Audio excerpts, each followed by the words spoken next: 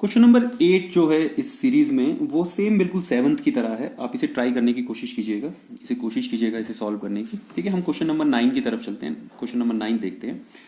जी कहता है angle of elevation of the top of a building from the foot of a tower. यहां पे ये दो चीजों की बात कर रहा है, एक ये बिल्डिंग की बात कर रहा है और एक टावर की बात कर रहा है। हम ये मान के चलते हैं कि जो टावर है वो बिल्डिंग से थोड़ा बड़ा है, आमतौर पर यही होता है। ये बिल्डिंग है, ये टावर है, दोनों जमीन के ऊपर होंगे। ये कह रहा है the angle of elevation of the top of the building from the foot of tower. Tower के फुट से जो ये बिल्डिंग का टॉप है, इसका जो एंगल है वो दिया हुआ है। तो कहता है ये एंगल जो है ये 30 डिग्री का है, ये वाला एंगल। और साथ में ये कहता है and the angle of elevation of top of the tower from foot of the building.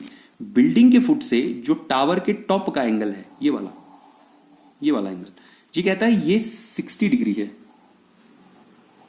आपको कह रहा है if the tower is 50 metre high, यदि ये टावर 50 मीटर ऊंचा है, आपसे कह रहा है इस बिल्डिंग की हाइट बताओ। जो ये बिल्डिंग है इसकी हाइट कैलकुलेट करनी है हमें। बड़ा ही आसान सा क्वेश्चन है ये भी, बस थोड़ा सा लॉजिक लगाएं। मैं इसकी नेमिंग कर देता हूं। यहां पे देखिए ए बी सी और डी, ये हमारे पास बन गया डायग्राम। अब इसने देखो हमें दे क्या रखा है, ये हमें टावर की हाइट ऑलरेडी बता चुका है। अगर हमें ये बेस मिल जाए, जो ये ए बी लाइन है, अगर ये बेस मिल जाए तो क्या मैं ए बी सी में एच निकाल पाऊंगा? बहुत आसान हो जाएगा।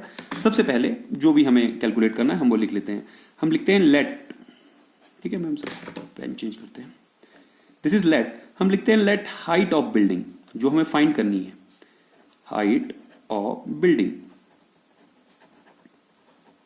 Is equal to h. Metre में है तो हम इसे मीटर में कैलकुलेट कर सकते हैं, एच मीटर।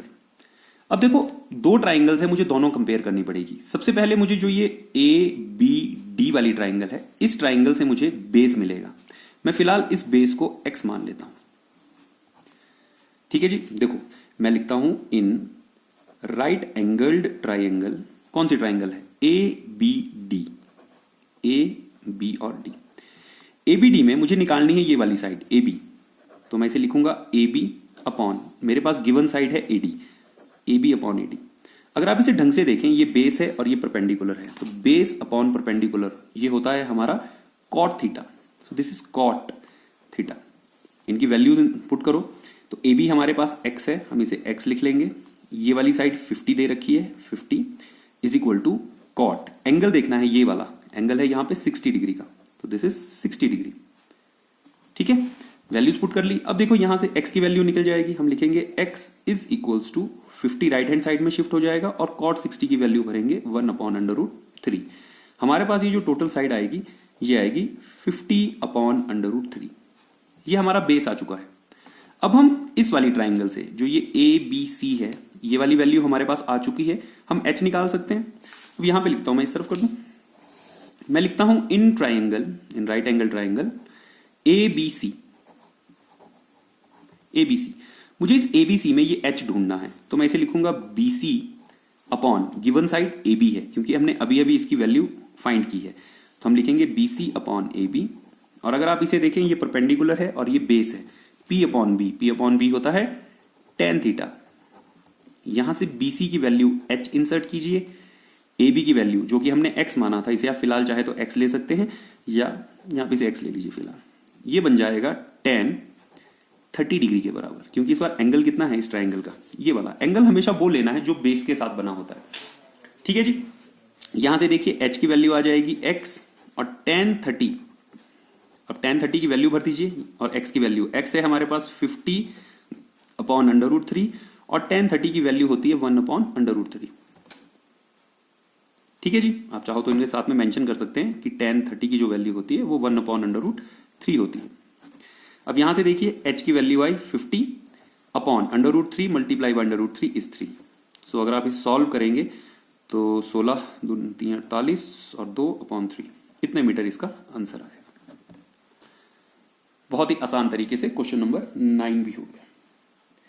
ठीक है जी, अब करते हैं क्वेश्चन नंबर 10 की तरफ। देखिए क्वेश्चन नंबर 10 क्या कहता है। क्वेश्चन नंबर 10 कहता है if two poles of equal height, दो पोल्स हैं जिनकी हाइट इक्वल दे रखी है, are standing opposite to each other on either side of road which is 80 metre wide. दो पोल्स हैं एक पोल यहां है, एक पोल यहां है। ये दोनों पोल एक रोड के, ये रोड रहा, इसके दोनों कोनों पे लगे हुए हैं और साथ में इसने बता रखा है कि ये जो रोड है ये 80 मीटर वाइड है, इसकी चौड़ाई बता रखी है 80 मीटर वाइड है।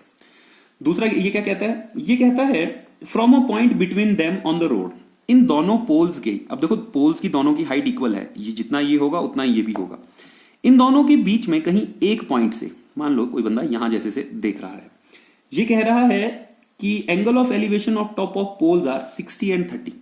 ये कह रहा है एक पोल को देखा तो उसका जो एंगल है वो 30 डिग्री था और दूसरे पोल को देखा तो उसका जो एंगल था वो 60 डिग्री था। आपको कहता है find the distance, sorry find the height of poles. एक तो आपको इन पोल्स की हाइट निकालनी है, अगर ये h होगा तो ये वाली साइड भी h ही होगी क्योंकि दोनों पोल्स की हाइट बराबर दे रखी है। साथ में कहता है and distance of the point from the poles, साथ में जो ये डिस्टेंस है इस पॉइंट की, यहां से यहां, एक यहां से यहां और ये, इन दोनों की डिस्टेंस निकालने को बोला है।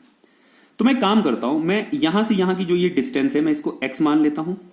अगर मैं इसे x मान लूंगा तो ये डिस्टेंस कितनी बचेगी, सारी ये 80 है, x मैंने इसे मान लिया तो क्या ये 80 माइनस एक्स बचेगी।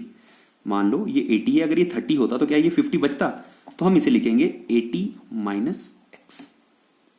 ठीक है जी, फिर से एक बार नेमिंग कर लो, यहां पे देख लेते हैं, यहां पे a रख लेते हैं, इस पॉइंट को b का नाम दे दो, यहां पे c लिख लो, यहां पे d लिख लो और यहां पे e लिख लो। ठीक है, कहानी फिर से वही है, कोई चेंजेस नहीं होने वाले हैं, बिल्कुल वैसा ही है। सबसे पहले हम छोटी वाली जो ट्रायंगल हमें दिख रही है इसको कैलकुलेट करते हैं। ठीक है, मान लेते हैं, हम लिख लेते हैं लेट हाइट ऑफ पोल्स, मान लेते हैं जो दोनों पोल्स हैं उनकी जो हाइट है वो h है दोनों के लिए। ठीक है, और यहां पे जो डिस्टेंस है वो हमने x माना है। सबसे पहले मैं ट्राइंगल देखूंगा ABE, दिस इज ABE। ठीक है जी, हम लिखेंगे इन ट्राइंगल ABE।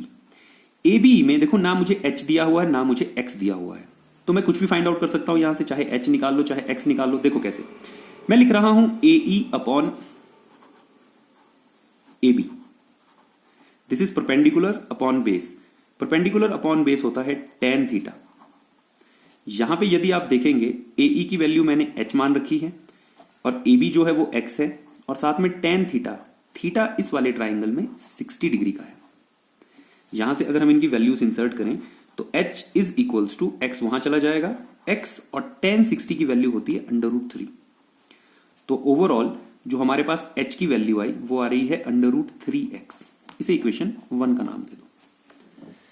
अब हम दूसरी ट्राइंगल की तरफ चलेंगे, ये वाली BCD। हम लिखते हैं इन ट्राइंगल BCD की तरफ चलो। देखो BCD में भी हमें दोनों साइडें निकालनी है। ठीक है, इसमें भी यही है, इसमें भी हम सेम कैलकुलेट करते हैं। इसमें लिखता हूं मैं CD अपॉन BC। देखो ये भी परपेंडिकुलर अपॉन बेस बन रहा है, क्या इसे भी मैं tan थीटा लिख सकता हूं। अगर मैं इनकी वैल्यूज इंसर्ट करूंगा तो CD की जगह मैं h लिखूंगा और इसकी जगह लिखूंगा मैं 80 माइनस एक्स, क्योंकि हमने ये वाली साइड जो है वो 80 माइनस एक्स मान रखी है। और यहां पे is equal to tan theta कितना है 30 डिग्री, ये वाला एंगल।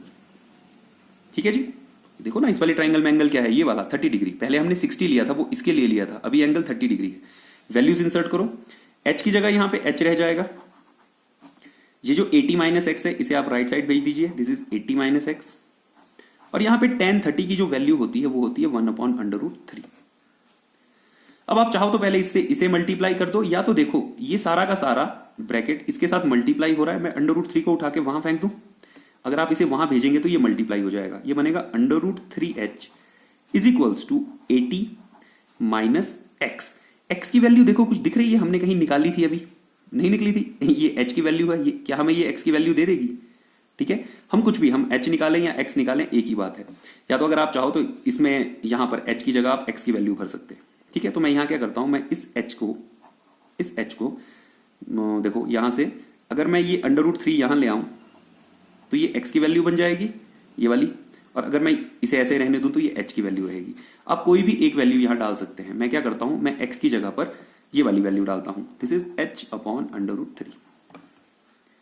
अब ये यहां पर माइनस में है, मैं इसे उठा के उस तरफ भेज रहा हूं, ये बनेगा कुछ ऐसा, √3h माइनस में था, ये प्लस h अपॉन √3 हो जाएगा। ठीक है, h अपॉन 3 हो जाएगा और वहां पे बचेगा 80। अब इसे सॉल्व कर लो, इन दोनों का एलसीएम देखो कितना आता है। एलसीएम लेना चाहो एलसीएम ले लो, नहीं तो डायरेक्ट सॉल्व हो जाएगा। इन दोनों का एलसीएम आएगा √3, यहां पे √3 से इसे मल्टीप्लाई करोगे तो ये बन जाएगा 3h और ये रह जाएगा सिर्फ h इज इक्वल टू 80। इसे वहां भेज दो, 3h और 1h बन गया आपके पास 4h इज इक्वल टू 80 √3।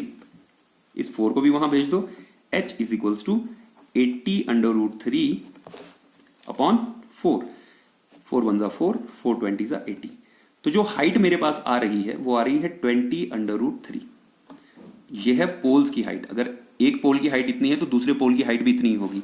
साथ में यही कर लेते हैं, मुझे x भी निकालना था, ये वाली डिस्टेंस, इनके बीच में डिस्टेंस कितनी थी। देखो हमने x को कितना माना है, x है h अपॉन √3। h की वैल्यू है यहां पर 20 √3 और साथ में नीचे भी √3 है। √3 से √3 खत्म तो x की वैल्यू आ गई 20। इसका मतलब ये वाला पॉइंट यहां से 20 मीटर दूर है और ये वाला 60 मीटर दूर है। तो आपको दोनों पॉइंट्स की वैल्यू भी मिल गई, x इतना हो गया और 80 माइनस x जो होगा वो 60 हो जाएगा। और यही हमारा आंसर है। बहुत ही आसान क्वेश्चन था, आसान तो नहीं था, थोड़ा सा ट्रिक था, तरीके से इसे आप कैलकुलेट कर सकते हैं। क्वेश्चन नंबर 10 तक हम इसके सारे ही लगभग क्वेश्चन कर चुके हैं। एक इसका 11वां क्वेश्चन है, इसे भी देख लेते हैं। ठीक है, अभी है हमारे पास टाइम इसमें। देखिए 11वां क्वेश्चन को देख लेते हैं एक बार, क्या कह रहा है 11वां क्वेश्चन।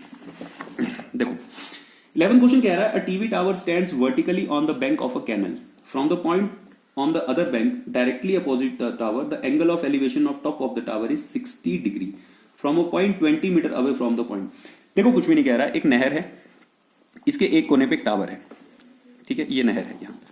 ठीक है जी, और ये कह रहा है अगर आप इस नहर के इस कोने से अगर आप थोड़ी सी डिस्टेंस दूर चले जाओ, मतलब 20 मीटर की डिस्टेंस पे दूर चले जाओ और यहां से एंगल देखो और यहां से एंगल देखो, तो वो कह रहा है ये वाला एंगल 30 डिग्री है और ये वाला एंगल 60 डिग्री है। और ये वाली जो डिस्टेंस इसने बता रखी है, ये बता रखी है 20 मीटर। ये पोर्शन नहर का है, नहर की चौड़ाई इतनी है। ठीक है जी, और आपसे इस क्वेश्चन में पूछा है इसने find the height of the tower and width of the canal. ये आपसे कह रहा है, एक तो पहली बात तो ये बताओ, ये जो कैनल की विड्थ है मैं इसे x मान लेता हूं और जो टावर की हाइट है इसे मैं h मान लेता हूं। प्यारे बच्चों, ये खूबसूरती है ट्रिग्नोमेट्री की। ट्रिग्नोमेट्री बड़ा कुछ सिखा देती है, बहुत कुछ बता देती है। देखो क्या दिया हुआ है और हम क्या फाइंड करने जा रहे हैं। नेमिंग करो सबसे पहले, दिस इज ए, इस पॉइंट का नाम बी रखो, यहां सी और डी। सेम वही ट्रिक हम लोग अपनाने वाले हैं। पहले एक ट्राइंगल देखेंगे, फिर दूसरी ट्राइंगल देखेंगे और दोनों को कंपेयर करेंगे। देखिए सबसे पहले मैं लिखता हूं जो जो हमें चीज दी हुई है, हम लिखते हैं लेट हाइट ऑफ टावर। जो टावर है ये वाली जगह, हम इसकी हाइट को मान लेते हैं h। ठीक है, और जो विड्थ ऑफ कैनल है इसको भी ले लो, विड्थ ऑफ कैनल इसे x मान लेते हैं। अभी देखो फिर से वही काम करना है। मैं सबसे पहले करता हूं इन ट्राइंगल BCD, छोटी वाली ट्राइंगल से शुरू कर रहा हूं। देखो BCD में आप डायरेक्टली चाहे आप x निकालो चाहे h निकालो, कुछ भी कैलकुलेट करना हो आप कर सकते हो। मैं यहां से इसे लिखता हूं h अपॉन x, डायरेक्ट कर रहा हूं मैं, this is h upon x। h upon x क्या बना, परपेंडिकुलर अपॉन बेस, ये होता है tan थीटा और यहां पे थीटा कितना है 60 डिग्री। हम इसकी वैल्यू भर देंगे, सो ये बना h is equals to tan 60 की वैल्यू होती है बेटा √3 और साथ में x। यहां से हमें h की वैल्यू मिल गई। आप चाहो तो यहीं से x की वैल्यू भी क्रिएट कर सकते हो, सेम पिछले क्वेश्चन की तरह। यहां देखो, यहां भी तो कुछ ऐसा ही हुआ था, ऐसा ही हो रहा था। बस अब देखो ये तो क्वेश्चन बहुत आसान हो जाएगा। अब हमें दूसरी ट्राइंगल देखनी है ACD, इन ट्राइंगल ACD। अच्छा, क्या हम ABD भी देख सकते हैं? क्या हम ABD भी देख सकते हैं? नहीं, क्योंकि यहां पे जो एंगल है ना बेटा वो 90 डिग्री का नहीं है। और मैं आपको शायद पहले ही लेक्चर में ये बता चुका हूं कि अगर 90 डिग्री का एंगल ट्राइंगल में नहीं होगा तो वहां पे ट्रिग्नोमेट्री काम नहीं करती है। ट्रिग्नोमेट्री सिर्फ ऐसे ट्राइंगल्स में काम करती है जो राइट एंगल्ड होती हैं, जिनमें एक एंगल 90 डिग्री का होता है। देखो ACD में भी वही चीज कैलकुलेट करता हूं, दिस इज h अपॉन, अब बेस कितना है सारा 20 प्लस x, तो क्या मैं इसे ऐसा लिख सकता हूं 20 प्लस x, और ये भी बन जाएगा आपके पास 10 और वहां पे 30 डिग्री है। ठीक है, माफ करना मैं शॉर्ट में कर रहा हूं ताकि थोड़ा टाइम बचे हमारा। अब यहां से देखो h की वैल्यू कैलकुलेट करते हैं, 20 प्लस x जाएगा राइट हैंड साइड में और साथ में tan 30 की वैल्यू फिर से वही √3, 1 अपॉन √3। अब इसको आप वहां भेजिए तो ये बन जाएगा √3h is equals to 20 plus x। अब यहां पे आप चाहे x की वैल्यू भरो चाहे आप h की वैल्यू इस तरफ भरो, दोनों क्वेश्चन क्लियर हो जाएंगे। देखो मैं वहां पे एक काम करता हूं, मैं इस बार अंडर रूट मतलब h की वैल्यू भरूंगा मैं इस तरफ। यहां देखो x है ना, तो पिछली बार हमने x की भरी थी, इस बार अंडर रूट वाले इस तरफ की भरते हैं। यहां पे अंडर रूट 3 है, h की जगह मैं ये वाली वैल्यू भर रहा हूं अंडर रूट 3x, और ये बन गया 20 प्लस x। अंडर रूट 3 और अंडर रूट 3 रह जाएंगे, साथ में x हो जाएगा। ये वाला x उठ के यहां आ जाएगा तो ये माइनस में चला जाएगा और वहां बचेगा 20। यहां से आया 2x is equal to 20, x की वैल्यू आ गई 20/2, कट के आएगा 10 मीटर।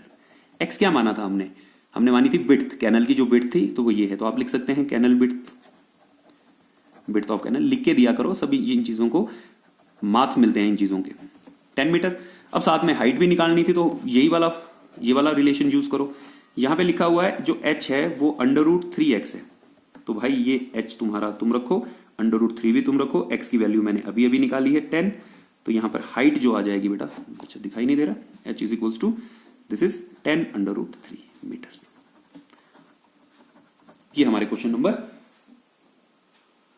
11 तक के सारे क्वेश्चन हो गए हैं। इसके साथ कुछ क्वेश्चन और बचते हैं, यदि आप इन क्वेश्चंस को करना चाहें तो करें, जल्दी ही आपको इसका भी वीडियो मिलेगा, मेरी कोशिश रहेगी। अगर कोई और क्वेश्चन आप पूछना चाहें तो आप कमेंट सेक्शन में लिख सकते हैं। Thank you.